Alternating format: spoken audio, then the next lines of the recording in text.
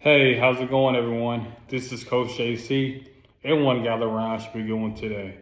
Today's topic is a man praying over you while you sleep and before you wake up is a different type of intimacy. Simply put, when a man, prays over a woman before she wakes up, after she goes to bed, it's a different type of intimacy because guess what? It sets the tone of the relationship. It sets the tone of the day and the night. And before a man gets on social media, before he gets on LinkedIn, or checks his work email, whatever he's prioritized throughout the day, it's important to wake up and have that connection, that bond with God. Because if you don't have that connection with God, then a lot of times your day will be miserable. It won't go as fulfilled as you would hope.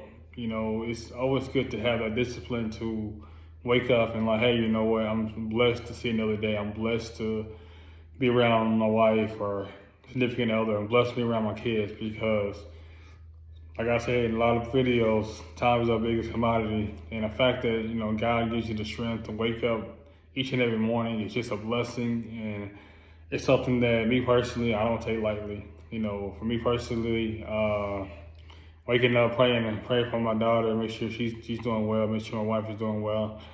It's a different type of intimacy than just going to Saturday Bible school or going to Sunday school or going to church on Sunday because that's kind of like what's expected. You guys praise a 1 hour and a half service, you clap, and guess what? You go. They say a good message, powerful message. Well, a lot of times it goes in one ear and out the other. And it's always good to remind yourself that each and every day I gotta pray to Jesus. I gotta pray to the Most High because everything we do is because of His strength, His wisdom, His guidance. I'm nothing without Him, and that's what I surrender to. And if you're getting a man who doesn't want to pray with you, doesn't want to set time, 10, 15 minutes aside to pray with you, pray for you, pray over you, then that's not really the man you need to be with long term or just in general. Especially y'all don't have, once again, y'all have similar core values. If you don't want to, if you honor someone praying, someone, facilitating that relationship with God, and he's like, nah, I'm good, I'll pass, or nah, I'm not interested, or you try to invite him out to church or, Bible study, then there, right then and there's a conflict of interest right there, and you don't need to deal with that person long term. That's a person who God's kind of telling you, hey, this person you really don't need to be around, and so forth. Because if he's not giving his props, he's not giving his sacrifice to the Most High or to God or whoever however you phrase. Whatever your belief is, then that's not a man who's suitable to lead you, guide you, to be the type of man you want to follow up under. So you have to do your due diligence when you're out here, you're dating, and that's something that's really big on you is prayer and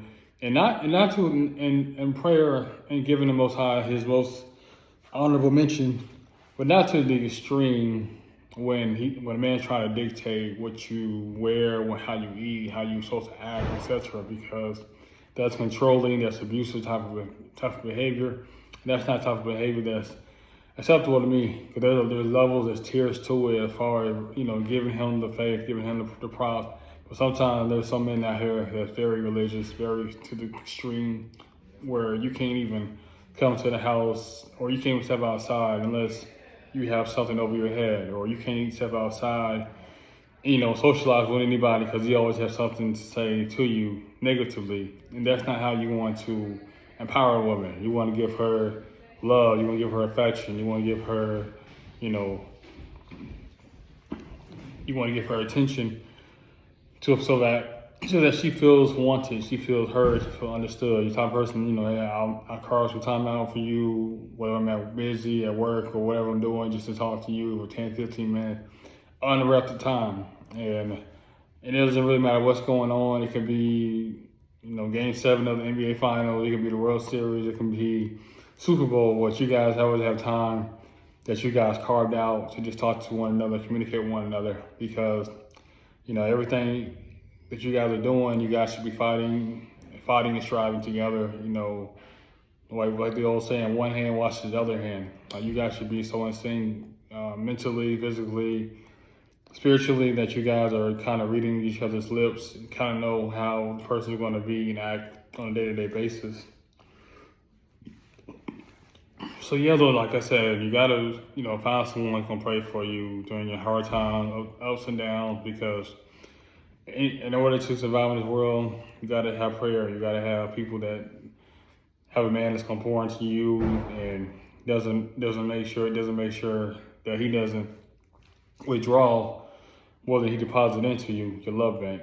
So you have to be very aware of that, be very conscious of that, and just try to be with a man who, loves you until death do y'all apart. I say it all the time. It's nothing like having covenant love, covenant affection, covenant meaning like sacrificial. I mean, you don't have to sit here and be worried about this person cheating on me. You're not crying yourself to sleep about does he loving you or he's talking to other women and stuff. Just show them pure.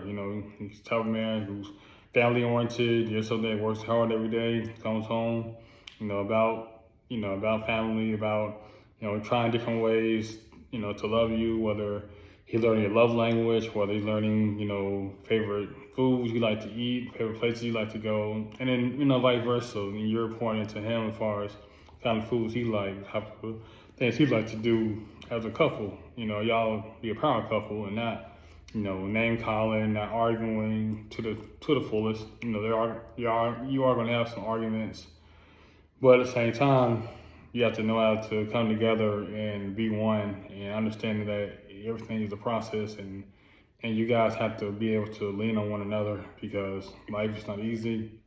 And I'm in a marriage. Marriage is not easy, but we get, like I said in most of my videos, you got to put the work in. Whatever you dish out, it's going to be received. So if I'm not getting up, praying for my wife, and I'm out there praying for my daughter, make sure she's safe each and every day, then I have to answer to him one day, and he's going to ask me, hey, did you do your job as a husband, as a father for your wife and your daughter? Then if I can't tell him yes or no, if I can't tell him yes, then I know when I got suffer for that. So it's not even so much me being fearful of God, anything like that, because he's a grateful guy. But at the same time, I know I have to continue to put the work in, continue to find little ways I can do to improve my marriage and my relationship with my daughter and also my wife.